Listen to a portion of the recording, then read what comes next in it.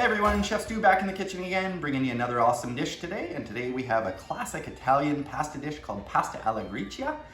This is a dish native to Rome, but obviously known now throughout the world. And it focuses on kind of some unique ingredients. And really that's the great thing about Italian pasta, is there's not too many ingredients, it's quick to pull together, and really it just focuses on good quality ingredients. So we'll introduce those ingredients now. First of all, we have guanciale. Guanciale is pork jowl. If you're not able to find guanciale, you can use pancetta as a substitution. This is basically just Italian bacon. I would not use traditional American or Canadian bacon because it's got a high water content in it. This is a superior product. And then for our cheeses, we have our pecorino romano here, and we have our pecorino crotonese over here. Crotonese is the traditional cheese used in this dish. If you're not able to find this, you could use pecorino romano easily. This one's just a little bit more soft and subtle and a little bit more depth of flavor in there. So as far as quantities, we have 6 ounces of chopped guanciale. We have 3 ounces of shredded crotonese. We have 2 teaspoons of cracked black pepper. We got about 2 tablespoons, a little bit more or less, of kosher salt for our pasta water. And then over here, we've got 8 ounces of penne. You could use any pasta in this dish. Traditionally, it comes with either spaghetti or linguine. We've chosen penne for this dish, but again, you could use rigatoni. You could really use any pasta that you wanted to for this dish. So the very first thing is we're gonna render down the fat in our guanciale, and then we're gonna throw our pasta on and we'll meet you over at the stove. So the one ingredient I forgot to mention there is 1 tablespoon of olive oil, and that tablespoon of olive oil is gonna go in right now. 1 tablespoon of olive oil and into a medium heated pan. And so we want to preheat that pan for about 3 or 4 minutes just to get it nice up to temp. And then in we go with our guanciale. And we're just going to stir that around to just break it up and create kind of a nice even layer. And this rendering process is going to take anywhere from about 12 to 15 minutes. And we're looking for it to be nice and crisp with all of that fat rendered out. Okay, so as you can see, this is rendering beautifully. We're about halfway through the process right now, maybe a little beyond halfway, and now we're gonna throw our pasta in.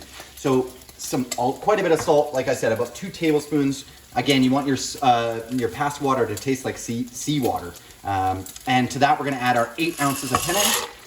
And we're gonna aim to do this quite al dente.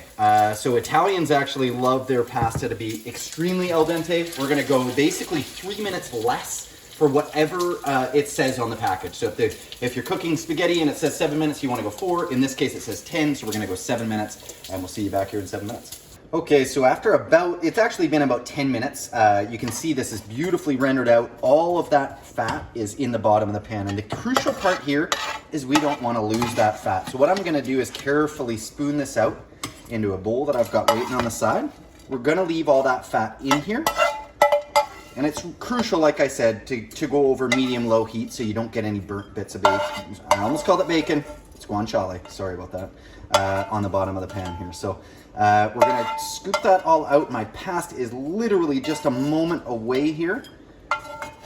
And we're now, as we're doing that, we're going to raise our heat up. We're going to get a little bit of that fat going again. And we're going to check our pasta right over here. I'm gonna dip in, and I'm gonna do this. You can do it with a pair of tongs. I just happen to have iron fingers. So I always bite one, and then I look on the inside. Oh, hopefully we can catch that. There you go. You see that white ring on the inside? That tells me that we're pretty much perfectly al dente right now. So you wanna have that white ring on the inside. That means it's undercooked, and that's exactly what we want in this application. Now on to the next step. Okay, and the last extremely important point here is to reserve a cup of our cooking liquid from our penne just before we move on to the next step. So we're gonna put that off to the side, and then I'm gonna strain this off.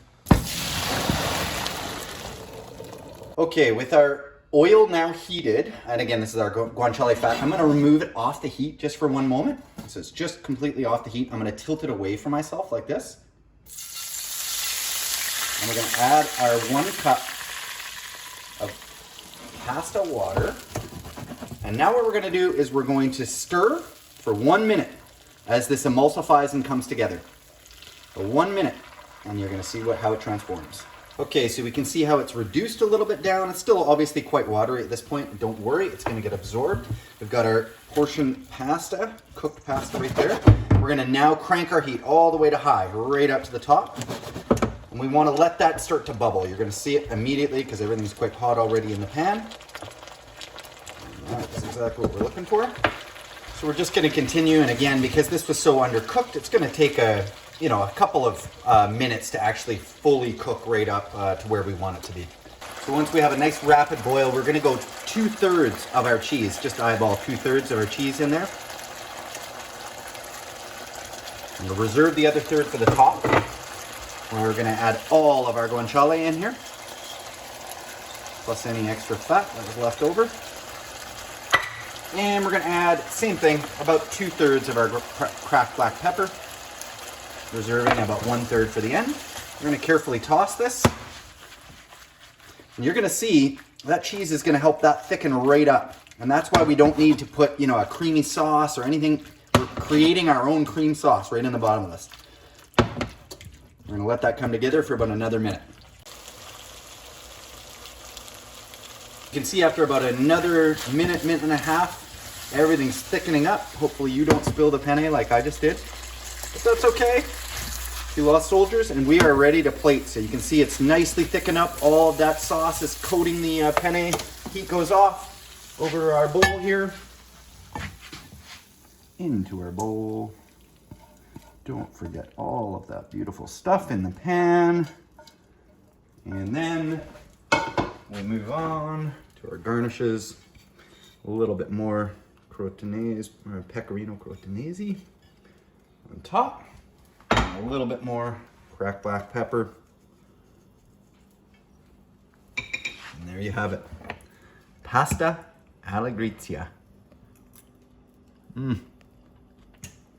So good.